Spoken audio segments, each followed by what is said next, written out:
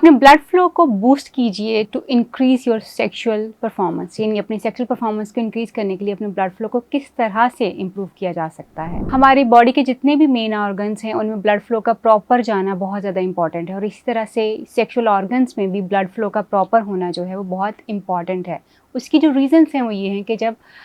कभी भी एक्साइटमेंट होती है, यानी जब आप इनिशिएट करते हैं सेक्सुअल एक्टिविटी को,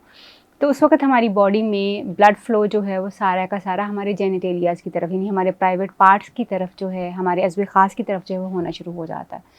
और ये ब्लड फ्लो का प्रॉपर होना, मुनासिब होना जो है वो बहुत ज़्यादा ज़रूरी इसलिए है कि ब्लड फ्लो के मुनासिब होने की वजह से इरेक्शंस मेल और फीमेल, औरतों और मर्दों दोनों में ही ज़रूरी हैं, और उसके साथ साथ फीमेल्स के लिए जो एक कुदरती तौर पे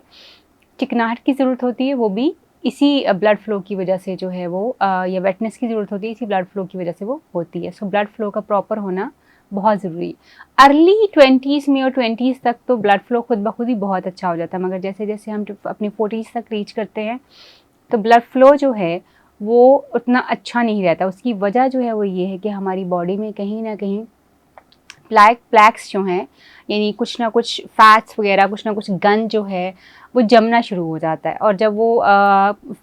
हमारी वेन्स जो होती हैं, जो वेसल्स होती हैं, उनमें वो जो गन फंसना शुरू हो जाता है, उसकी वजह से ब्लड फ्लो जो है वो रिस्ट्रिक्ट हो जाता है। एंड देन हमारे जो सेक्सुअल ऑर्गन्स हैं उनमें, क्योंकि वेन्स जो हैं, हमारी जो वेसल्स हैं, वो वैसे ही बहुत बारीक होती हैं, बहुत तंग होती हैं, और ब्लड फ्लो भी वहाँ पर सिर्फ उस वक्त जाता है जब सेक्शुअल एक्टिविटी हो रही होती है। सो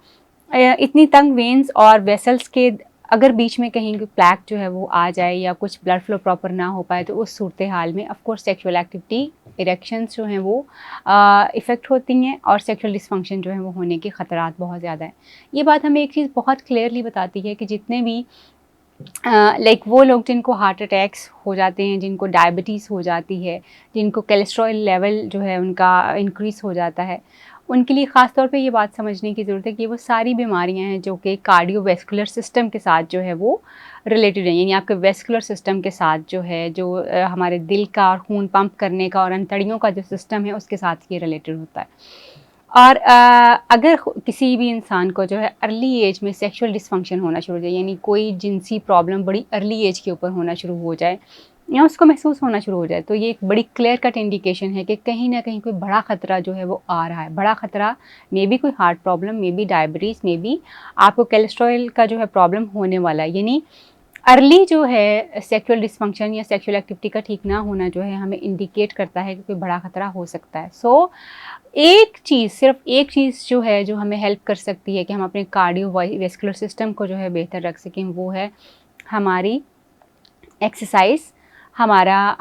डाइट का अप्रोप्रिएट होना। यानी एक्सरसाइज में ख़ास तौर पे जो है आप कम से कम 30 मिनट से 40 मिनट्स तक अगर रोज़ाना वॉक करें या एरोबिक्स करें या कार्डियो करें, तो वो आपकी ब्लड वेसल्स जो होती हैं, जो हमारी खून वाली जो रगें हैं या जो हमारी वेन्स होती हैं,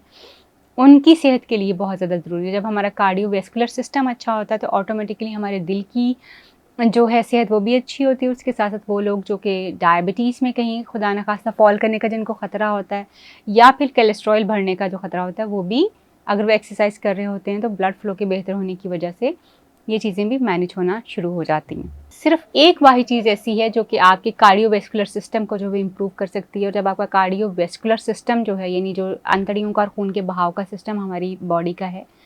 जब वो बेहतर होता है तो ऑटोमेटिकली आपका हार्ट प्रॉब्लम, आपके डायबिटीज़, कोलेस्ट्रॉल और उसके साथ साथ आपके सेक्सुअल प्रॉब्लम्स जो हैं वो भी बेहतर होना शुरू हो जाते हैं। वो एक चीज़ जो है वो क्या है, वो है आपका लाइफ़स्टाइल। अगर आप अपने लाइफ़स्टाइल के ऊपर काम करते हैं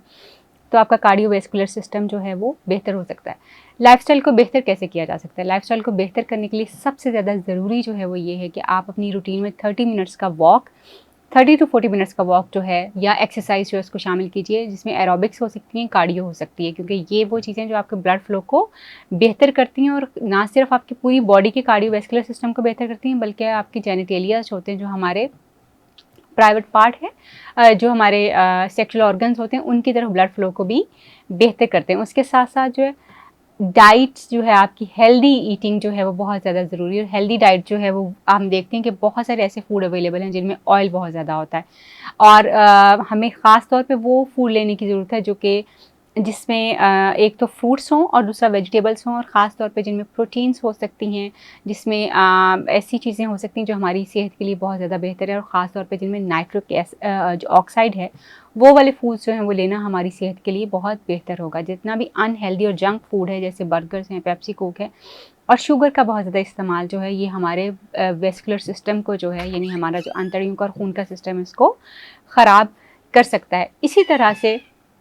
कम रोज़ाना 10 टू 13 मिनट्स तक जो है वो सन एक्सपोजर जो है अपने आप को दें, यानी सूरज में बैठिए ताकि आपकी वेन्स जो हैं वो थोड़ी सी जो है नरम होना शुरू हो और उनमें ब्लड फ्लो जो है वो बेहतर होना शुरू हो। कहा यह जाता है कि कोल्ड एंड हॉट शावर जो होता है, यानी वो भी बहुत ज़्यादा हेल्प करता है आपकी बॉडी के इम्यून सिस्टम को बूस्ट करने में, आपके ब्लड फ्लो को बेहतर करने में।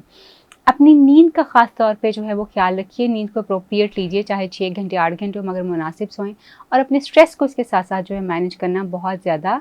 ज़रूरी है आपका। उसके साथ साथ जिस तरह से यानी आपका मेंटेन करना बहुत ज़रूरी है कि आप कौन सी डाइट ले रहे हैं, और जैसे मैंने कहा कि सन में 10 टू 30 मिनट्स तक का एक्सपोजर जो है वो भी बहुत ज़्यादा ज़रूरी है,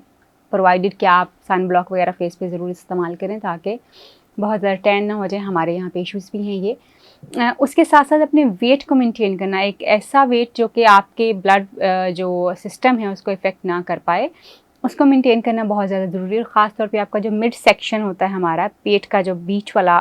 सेक्शन होता है, उसमें फ़ैट्स बहुत ज़्यादा नहीं होनी चाहिए, बिकॉज़ अगर वहाँ पे फ़ैट बहुत ज़्यादा होगी, चर्बी बहुत ज़्यादा होगी, तो उस सूरत हाल में हमारे जो जेनिटेलियाज जो हैं, जो हमारे प्राइवेट पार्ट हैं, वहाँ पे ब्लड फ्लो कम जो है वो होगा। डोंट स्मोक, यानी सिगरेट मत पीजिए और टबैको का इस्तेमाल मत कीजिए, क्योंकि सिगरेट और टबैको जो है ये आप यूँ समझ लीजिए कि ये सिर्फ कहने को नहीं कि it's injurious for your health, ये एक्चुअली आपके ब्लड फ्लो के लिए और ब्लड वेसल्स के लिए बहुत ही ज़्यादा डेंजरस है, और इसके ब्लड फ्लो को बहुत ज़्यादा, जैसे मैंने कहा कि 40 की एज तक पहुँचते पहुँचते कहीं ना कहीं प्लाक वगैरह जो है वो आना शुरू हो जाता है, कहीं ना कहीं कोई गंद वगैरह जो वेन्स में आना शुरू हो जाता है, जो कि ब्लड फ्लो को रिस्ट्रिक्ट करता है। सो इट्स रियली इंपॉर्टेंट कि आप जो है, अगर आप सिगरेट पीते हैं तो छोड़ दीजिए, अगर अपनी जान के ऊपर रहम करना चाहते हैं, अगर अपनी सेक्शुअल हेल्थ को और अपनी कार्डियोवैस्कुलर सिस्टम को बेहतर करना चाहते हैं, तो सिगरेट और टबैको से अपनी जान छुड़वाइए। आपका मकसद सिर्फ हेल्दी लाइफस्टाइल को जो है वो मेंटेन करना नहीं है, बल्कि इसके साथ साथ जो है उन सारे रिस्क से अपने आप को दूर रखना है जो कि आपकी सेहत के लिए डेंजरस हो सकते हैं। अपना और अपने प्यारों का बहुत ख्याल रखिए। आपसे फिर मुलाकात होगी किसी नई वीडियो में, किसी और टॉपिक पर बात करेंगे। तब तक के लिए अल्लाह हाफ़िज़।